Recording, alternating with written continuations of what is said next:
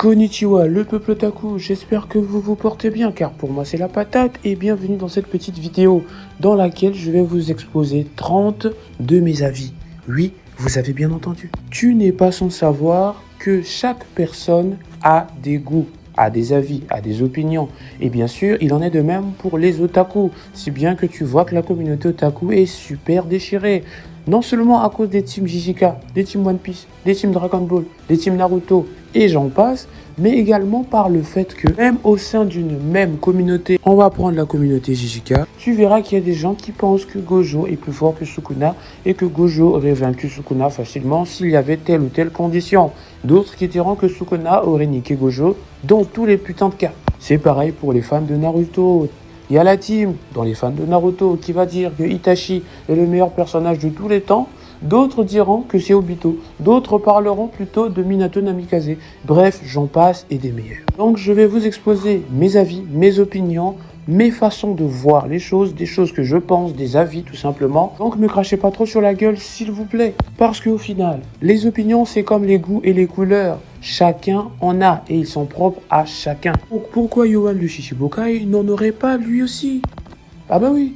Après, effectivement, il est possible que d'autres personnes pensent comme moi dans les commentaires, c'est pas impossible. Mais il est également possible que des gens soient convaincus par ce que je vais dire là. Dans lequel cas, mes salutations parce qu'on se comprend bien. Et si quelqu'un m'injurie dans les commentaires, écoute, c'est pas grave frérot. À un moment donné, si tu n'arrives pas à faire la différence entre un avis et un fait concret, parce que là, ce que je vais dire ne sont pas des faits avérés, bien sûr, ce ne sont que des opinions, donc totalement subjectif. Enfin, insulte-moi, c'est pas grave. Parce que de toute façon, je vais commencer par le premier avis. Je pense que les termes sous-coté et sur-coté ne veulent rien dire. Alors oui, ça peut en étonner certains, ça peut en offusquer d'autres, mais laissez-moi m'expliquer. Je pense que les termes surcoté et sous-coté ne veulent rien dire parce qu'un animé qui a de la cote et qui a du succès ne peut avoir du succès que parce qu'il s'inscrit dans une certaine tendance ou parce qu'il répond à certains besoins. Si toi tu penses qu'une œuvre manga ou animé ne fonctionne que parce qu'il a un bon personnage, un scénario travaillé, un univers riche ou même une leçon de morale pertinente, pour moi, tu te trompes. Bon, pas totalement, mais un petit peu quand même. Tout simplement parce que, de mon point de vue, cela ne suffit pas. Tu peux avoir tout ça et échouer. Tout comme tu peux rien avoir de toutes ces choses, mais juste avoir un seul élément qui attirera le peuple et qui permettra que l'œuvre réussisse et ait du succès. Tout simplement, l'accueil que recevra une œuvre, un manga ou un animé ou même un livre en général sera déterminé que par l'époque à laquelle elle sort. Je vais faire une petite mise en contexte. Admettons, nous soyons en plein courant des années 2000. Les gens sont stressés, ils vont au boulot, ils réfléchissent un maximum et ils sont surmenés. Quand ils rentrent chez eux, qu'ils regardent un anime ou qu'ils achètent un manga, c'est dans l'objectif de se distraire. Et toi, tu crées un animé avec un très bon personnage, intéressant avec de belles aspirations, un univers riche, étendu, complexe, également un scénario, un script complexe, travaillé, intelligent et des leçons de morale réalistes et pertinentes. Tu sors l'œuvre, elle va bider parce qu'elle ne répond pas aux attentes du public. Tu fais réfléchir des gens qui sont déjà fatigués de réfléchir suffisamment au travail et qui sont presque tous, à une certaine époque, surmenés et déprimés. Ils n'ont pas envie de réfléchir. À cette époque-là, il y a une autre œuvre qui sort et cette œuvre-là est une œuvre légère, humoristique, elle est cool, elle est juste sympa. Le héros est un gros débile et surtout tu as du fan service à gogo. Des paires de loges, des paires de boules, en veux-tu, en voilà. Les gens voient ces œuvres-là et ils achètent massivement. Pourquoi? Parce qu'ils avaient besoin de se détendre et pas de réfléchir. Ils avaient besoin tout simplement de s'évader.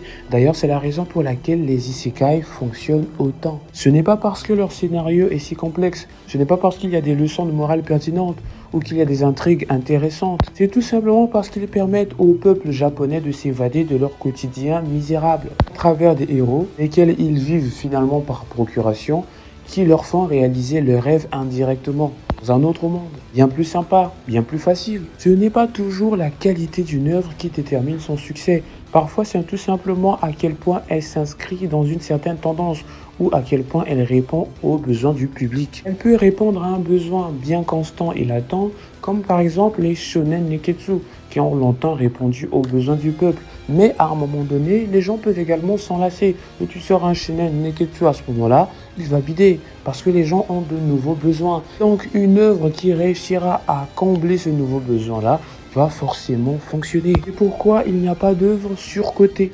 Il n'y a pas non plus d'œuvre sous-cotée. toutes les œuvres méritent leur cote, elles méritent toutes leur succès. Par contre, tu peux dire qu'un manga est moins bon qu'un autre. Tu peux effectivement dire que le scénario de tel anime ou de tel manga est meilleur ou est plus travaillé que le scénario d'un autre. C'est tout à fait légitime, même objectivement tu peux le dire, mais son succès n'en dépend pas. En deuxième point, je pense également que finalement les adaptations animées n'ont pas besoin d'être identiques strictement à leur matériel d'origine, c'est-à-dire leur manga.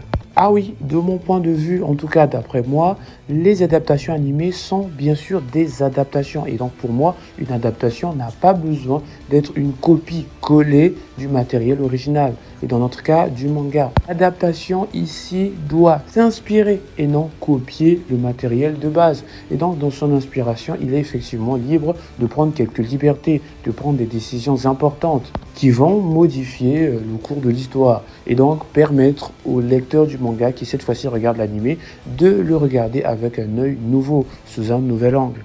Et je trouve ça pertinent. Bon, sauf si effectivement l'animé devient moins bon que le manga. Là, c'est un peu chiant. Parce que frérot, si c'est pour faire moins bien que le manga, t'aurais juste dû rester fidèle en fait. 3. Je pense que la raison pour laquelle le personnage d'Obito dans Naruto devient méchant, elle est complètement pourrie. Attention, le personnage d'Obito est un personnage qui symbolise quelque chose de beau, quelque chose de grand. Il est exactement le reflet de Naruto, cela étant si ce dernier avait pris la mauvaise direction. Obito enfant a pratiquement la même personnalité et le même rêve de devenir Hokage que Naruto. Donc il n'est pas anodin. Mais je trouve que la raison pour laquelle le mec devient méchant, elle est complètement naze. Il devient méchant juste parce que sa meuf a été tuée. Bon, c'est un peu plat quand même. Et le pire, c'est qu'après, le personnage répète à tort et à travers à qui veut bien entendre que le gars, littéralement, s'en fout de ce qui est arrivé à Rin, que cela n'a aucune espèce d'importance pour reprendre ces termes, et que finalement le monde est pourri, et qu'il veut, comme Madara, donner une nouvelle chance à l'humanité à travers le Tsukuyomi infini. Non, ça ne marche pas. Arrête de mentir parce que de toute façon tu n'as jamais eu le temps de constater que le monde était si ténébreux.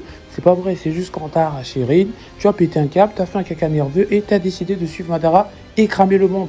C'est nul. Si avec le temps, plusieurs exemples, il constatait peu à peu à quel point le monde était non-sens, en voyant les réalités autour de lui au fur et à mesure qu'il grandissait, ça aurait été plus cohérent que tout d'un coup, le mec tout joyeux, tout bien, tout positif, tout comme il faut, veut revoir ses amis et veut rentrer à Konoha, tombe soudainement sur Kakashi en train de buter Rin, prouve tout à coup que le monde est tout pourri, le monde n'a pas de sens, les êtres humains sont mauvais, il y a trop de souffrance, etc., etc., j'en passe et des meilleurs. Et qu'en plus, le mec se permet de dire que ça n'a aucun sens et il n'est pas devenu méchant juste à cause de ça. Menteur. 4. Je pense que si l'on devait avoir un nouveau Big Free à notre époque, Jujutsu Kaisen, Frieren et SNK en feraient partie. Et si je devrais les placer en fonction de c'est qui le meilleur, selon moi bien sûr, on commencerait naturellement par SNK, puis Jujutsu Kaisen et enfin Frieren. C'est mon Big Free des années 2010-2020. 5. Je pense que Dragon Ball n'a pas été pensé à l'origine pour raconter quelque chose de particulier, un enseignement ou une morale à tirer. Je pense que ce sont les faits et les circonstances qui ont créé des enseignements et des morales à travers le récit de l'œuvre. Et je pense que si tu re-regardes l'anime depuis l'épisode 1 de Dragon Ball jusqu'au dernier épisode de Dragon Ball Z, tu pourrais bien être d'accord avec moi. 6. Je pense que les traductions américaines des animés devraient éviter toute idéologie incrustée dans les dialogues entre les personnages. Il arrive parfois, de temps à autre, disons, que les dialogues des personnages d'animés en version anglaise soient transformés au profit des politiques ou des idéologies américaines. Ils mettent des phrases, ils mettent des idées qui ne sont pas dans le dialogue original. Et d'après moi, cela devrait s'arrêter. Alors, je ne suis pas en train de dire que toutes les idéologies américaines sont forcément mauvaises, mais on va prendre un cas simple, que ce soit américain, français, ivoirien, congolais, anglais, marocain ou arabe, les politiques sont propres à chacun. Chacun est libre d'avoir sa politique. Et ce n'est même pas que la politique est forcément mauvaise, on peut bien parler du féminisme. Ils peuvent même dénoncer de la pédocriminalité, ce n'est pas la question. Le seul problème, c'est qu'en mettant des idéologies au sein des dialogues d'un manga et en faisant l'un de ces messages, tu dénatures l'œuvre de base et je pense que ce n'est pas l'idéal. Je pense que si vous avez pris une œuvre et que vous l'avez ouverte à votre peuple, c'est simplement pour que le peuple ou la population connaisse le matériel, connaissent l'œuvre dans son ensemble, ainsi que toutes les leçons morales ou même conclusions qu'on peut tirer à travers la lecture ou le visionnage de cette dernière. Surtout, je pense que ce n'est pas correct. Bon, c'est mon avis. Je pense qu'il faut respecter le matériel de base, et respecter la maison de production, respecter pour le manga l'auteur. Et que si une œuvre n'est pas en phase avec vos principes, il est mieux de ne pas la prendre et la diffuser dans votre pays. 7. Je pense que la voix française de Violet Evergarden est terriblement inappropriée au personnage par rapport à la version originale. Y suis-je autorisée? Vivez et soyez libre. Y suis-je vraiment autorisée après avoir tué tant de gens quand j'étais une arme? Et je pense que cela est encore plus flagrant, d'après moi, avec le personnage d'Akaza de Demon Slayer. Je n'oublierai pas ton visage. Dès que nos routes se recroiseront, je me chargerai de répandre ta cervelle partout. 俺も弱い人間が大嫌いだ。弱者を見ると虫唾が走る。お前も鬼にならないか? Ce n'est pas du tout que le doublage est mauvais, c'est simplement que les voix ne ressemblent pas au personnage, tout simplement. Tu vois ce physique-là, tu penses pas à cette voix-là, frère. 8. Je pense que la version Nicky Larson française censurée est beaucoup mieux et beaucoup plus adaptée que la version originale.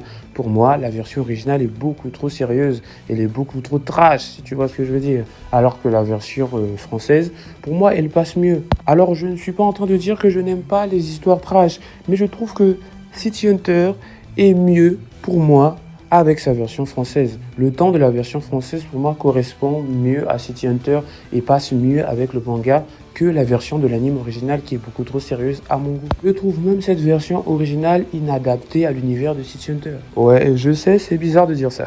9. Je trouve que trop de personnages dans la partie Naruto Shippuden ont la même histoire que Naruto et je trouve ça très redondant. 10. Je pense que le manga JoJo's Bizarre Adventure n'est pas un manga objectivement incroyable, en quoi que ce soit d'ailleurs, que ce soit dans l'écriture, dans la narration, la mise en scène ou même les thèmes, il n'a vraiment rien de spécial. Par contre, c'est un manga surprenant à bien des égards et qui a trouvé son public. Car si finalement pour moi il n'y a pas beaucoup de points forts, en réalité il en a quand même deux assez spéciales. Il sait se réinventer et il sait surprendre. 11. Je pense que Tokyo Revenger a été la série phénomène qui a eu le plus gros flop dans sa suite de cette décennie. Quand tu vois la façon dont le truc était hype phénomène, tout le monde en parlait, on voyait ça partout, tout le monde était chaud et tout, et le silence radio depuis ces dernières années, tu dois te dire que mon avis, il est quand même légitime. 12. Je pense, et je suis certainement pas le seul, que les isekai devraient arrêter pour un moment. On en a beaucoup trop eu ces dernières années et c'était pas toujours génial. Donc les gars, petit conseil, faites une pause. 13. Je pense qu'il devrait y avoir beaucoup moins d'animés par an. Je pense que la surproduction est une arme létale contre le succès et la popularité des œuvres. 14. Pour moi, Devilman est la meilleure œuvre de Go Nagai. 15. Pour moi, Sakamoto Days, Mob Psycho 100 et Mashle sont tous des enfants de One Punch Man d'une façon comme d'une autre. Oui, le héros un peu nonchalant mais démesurément puissant, c'est un héritage de One Punch Man qui est devenu aujourd'hui un classique. 16. Ce n'est pas explicite, mais à mon avis, le personnage principal de Gangsta n'est ni Warwick ni Nicolas, mais le personnage d'Alex.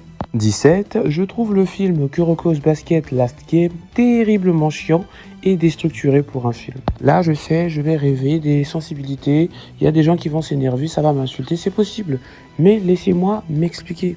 Le film commence par un film, bien sûr, puis juste après un long match interminable. Lorsque les Vorpal Swords ont gagné, je me suis pas dit « Hurrah, ils ont battu des ricains ». Non, je me suis dit « Enfin, le match est terminé. Il était temps ». Puis, on parle de leur maillot ou pas? Sérieux, c'est quoi ce déchet? Le truc qui est totalement délavé, tes mains, ils ont pris des t-shirts, ils ont mis juste de la peinture rose autour, ils ont écrit Vorpal Swords. Et puis c'est quoi ce blaze d'abord? Mais il est tout pourri là, non? C'est moi seul qui trouve qu'il est tout pourri ce blaze ou? Bon, évidemment, ce film, c'est que du fanservice à mes yeux. On a toujours voulu voir les deux meilleurs de Seirin, c'est-à-dire Kuroko et Kagami, former une équipe avec l'ancienne génération Miracle, ça aurait été sympa. Mais avec un peu plus de travail sur le scénario, avec un peu plus d'intrigue et avec une petite morale derrière. Bon, je te laisse un petit scénario comme ça, tu le prends, t'en fais ce que tu veux. Imagine un film dans lequel Kagami et Kuroko s'embrouillent. Kagami fait partie d'une équipe différente de celle de Kuroko et les deux vont s'affronter. Et à un moment donné, Kuroko pense à ce qu'on lui avait dit au cours de la série, que Kagami et Kuroko, l'ombre et la lumière, auraient pu un jour ou pourraient un jour se détacher l'un de l'autre. Kagami, voyant son potentiel exploser, se disant peut-être que Kuroko n'est plus efficace ou Kuroko n'est plus la personne qu'il lui faut. Il devient donc inutile. Parce que Kuroko et Kagami ont la particularité d'avoir commencé par de l'amitié. On craignait donc qu'ils finissent par une forme de rivalité. Parce qu'en général, c'est le contraire. On commence d'abord par une rivalité, puis on devient amis par la suite. Kuroko et Kagami ont fait le contraire. Et donc, faire un film qui explorerait davantage cette vision-là, cette optique-là, aurait été plus pertinent. Ils sont dans deux équipes, ils s'affrontent et à un moment donné, les joueurs de la génération Miracle sont divisés en deux. Une partie qui fait partie de l'équipe de Kagami du coup et une autre partie qui fait partie de l'équipe de Kuroko. Et ça s'affronte. Et bien sûr l'équipe de Seirin du côté de Kuroko pour essayer de raisonner Kagami. Mais ça aurait été tellement bien putain. Et à un moment donné, ils se mettent tous ensemble, la génération Miracle, pour affronter une équipe en particulier qui serait d'ailleurs l'équipe dans l'un des mondes d'ailleurs serait la base de la division ou de la zizanie entre Kuroko et Kagami. Putain, je t'ai pondu un scénario trop bien. Il y aurait eu une intrigue de fou, il y aurait eu de l'émotion et on aurait remis en perspective la dynamique Kuroko et Kagami. Et on l'aurait mis face à ses limites. Ça aurait été trop bien de faire ça. Mais à la place, on a eu un long match tout pourri rempli de fanservice. Pour le seul vrai film qu'a eu Kuroko Basket, je trouve ça vraiment dommage, c'est un acte manqué. Voilà pourquoi pour moi, Kuroko Basket Last Game est à jamais un échec. Un giga fanservice beaucoup trop lent pour ce qu'il propose. 18, toujours pour rester dans Kuroko's Basket, je pense que dans un 1v1 Akashi versus Aomine, Akashi prend Aomine, oui bien sûr. Mais de peu. Oui, parce que pour moi, en réalité, Akashi ne surpasse pas Aomine de loin. Hein. C'est vraiment de peu. Ça se joue à quelques cheveux, tu vois. Bon, après, c'est mon avis. Hein. Tu peux donner le tien en commentaire. Il peut être très pertinent. D'ailleurs, il peut même me convaincre. Hein. Pour te dire, je suis pas figé dans le marbre. T'inquiète pas. Tu viens avec tes arguments, même tes exemples, tes preuves, peut-être, hein, qui sait. Et nous serons tous là pour te lire attentivement. 19, je trouve que Paolo Domingo, la VF de Tenma, avait une voix plus crédible qu'Éric Legrand en Seiya. Je ne sais pas si c'est à cause de votre Seigneur des Enfers ou d'autre chose, mais c'est la première fois de ma vie que je ressens une telle colère. Incroyable ce cosmos! Par les météores de Pégase! 20, dans Dragon Ball, en dehors de celui des Sangohan, je trouve le Super Saiyan 2 totalement anecdotique. Et je pense que finalement, même l'auteur Akira Toriyama l'a trouvé anecdotique, si bien que Gotenks passe directement du SSJ 1 au SSJ 3, qui lui se démarque vraiment pour le coup. Bon, ce dont on a vu le SSJ 2, c'est qui? C'est Gohan, que j'ai déjà cité, lui c'est une aparté, mais il y a Goku et il y a Vegeta. Et pour Goku c'est quoi? C'est une mèche de différence, hein, voilà, du 1. Et pour Vegeta, il n'y a absolument rien. Et je ne compte pas le M Vegeta, parce que bon, même le M Vegeta, techniquement, il n'y a rien, juste un M sur le front, donc ça fait pas une grosse différence non plus. C'est pour te dire que, écoute, c'est pas très marquant finalement.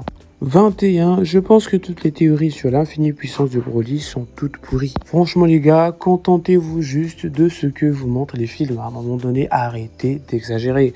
Oui, parce que passé 2015, ces théories c'est juste relou. 22, je trouve que le nom Battle Angel Alita est beaucoup plus parlant que Gun-No-Me. Même si finalement, Gun-No-Me qui veut dire Yume et Gun et donc le rêve d'une arme, enfin, si on fait, t'as compris, c'est quand même parlant quelque part, mais ça c'est en français, le rêve d'une arme. Mais prononcé comme ça, Gun-No-Me, j'ai envie de dire, c'est quoi ce charabia, tu vois ou pas? Et donc, Battle Angel Alita pour moi est plus parlant. Et d'ailleurs, le prénom Alita pour moi convient mieux à Gali que Gali. Oui, bon, c'est mon avis. 23, pour moi, le seul Yu-Gi-Oh vraiment pertinent est le tout premier. Les autres ne tiennent pas forcément la route en dehors de Yu-Gi-Oh GX qui est pas trop mal. 24, pour moi, MHA, My Hero Academia, a une bonne fin. Les gens se sont plaints de la fin de My Hero Academia, mais en réalité, je trouve une certaine logique à cette dernière. Alors pourquoi? Je vous explique. Ici, nous avons l'histoire d'Izuku Midoriya qui a un rêve, devenir le plus grand héros de tous les temps. Sauf qu'il y a un souci, il n'a pas d'alter. Dans un monde où 80, voire 90% de la population a des alters, c'est-à-dire des super pouvoirs. Un jour par chance, il croise All Might, le plus grand super-héros de tous les temps, qui décide de faire de lui son petit poulain, son petit protégé. Et il lui donne le One for All. Midoriya va donc étudier à UA, la plus grande académie de formation des jeunes héros de tout le Japon, voire du monde entier. Izuku Midoriya peut donc réaliser son rêve, sauf qu'il se passe ce que tu sais. Midoriya affronte Shigaraki et à la fin de la bataille, il perd ses pouvoirs et finit par devenir enseignant. on se serait attendu à ce que Midoriya devienne un genre de All Might version Izuku. Sauf que non, il se trouve qu'il perd ses pouvoirs et devient professeur. Mais effectivement, il aura sauvé le monde. Il a réussi à devenir le plus grand héros de tous les temps en sauvant le monde dans sa jeunesse. Ce qui veut dire que même s'il n'a plus ses pouvoirs, il reste dans l'esprit des gens comme étant un héros. Et quelque part, je me dis que c'est certainement ça le plus important. En tout cas, c'est mon avis. Est-ce qu'être un héros, c'est forcément avoir de gros muscles et passer sa vie à sauver des gens indéfiniment? Ou alors avoir commis un acte héroïque qui aura marqué le monde, qui aura inspiré les gens à devenir comme lui, même si aujourd'hui il n'a plus de pouvoir. Izuku a montré à travers son histoire qu'être un héros, c'est pas avoir des pouvoirs. Être un héros, c'est avant tout une mentalité, c'est un état d'esprit. Et je pense qu'on le comprend bien dans la scène où Izuku vient en aide à Bakugo qui était en train de se faire aspirer par la sorte de monstre guimauve chelou là. Lui avait des pouvoirs, mais Izuku pas du tout. Pourtant, c'est Izuku qui l'a sauvé. Par ces motifs, la fin de MHA est encore plus parlante en s'attendant à ce qu'il devienne un genre de All Might Beast, sauf qu'il est resté Izuku. Et en plus, il n'a même plus de super pouvoir, mais a marqué le monde à travers les prouesses qu'il aura faites durant sa jeunesse. Et en plus, aujourd'hui, continue à marquer le monde à travers les enseignements qu'il va dispenser aux nouveaux élèves de UA. Et franchement, pour moi, c'est la fin adéquate pour Izuku. Un homme inspirant qui continue à marquer le monde à travers ses enseignements. C'est beau. 25, pour moi Orange est l'animé de romance temporelle le plus beau de la décennie précédente. 26, pour moi Naruto Shippuden est l'animé qui a les meilleurs openings et endings successifs de tout animé confondu. Tu as bien entendu. 27, pour moi, si l'on devait donner une illustration des succès des mangas de Naruto, One Piece et Bleach du Big Three à travers une course, on aurait dit que Bleach a cru que c'était une course de vitesse, alors que c'était un marathon. Il s'est donc épuisé trop vite. Naruto a bien couru, mais il s'est trompé de chemin à un moment donné. Et malheureusement, One Piece a dépassé la ligne d'arrivée, mais continue encore à courir. Il n'a pas compris qu'il fallait s'arrêter. 28, je pense que Senseiya Next Dimension est le seul spin-off en dehors de Senseiya The Last Canvas qui méritait vraiment une adaptation animée, genre plus que les autres. 29, je pense qu'il était important que Gojo puisse mourir pour laisser place au véritable protagoniste du manga, car il commençait à faire de l'ombre à Yuji Itadori. Bon, c'est comme ça que moi je l'ai vu en tout cas. Et enfin, 30e avis, je trouve le character design du manga de Chainsaw Man vraiment à chier. Voilà, je l'ai dit.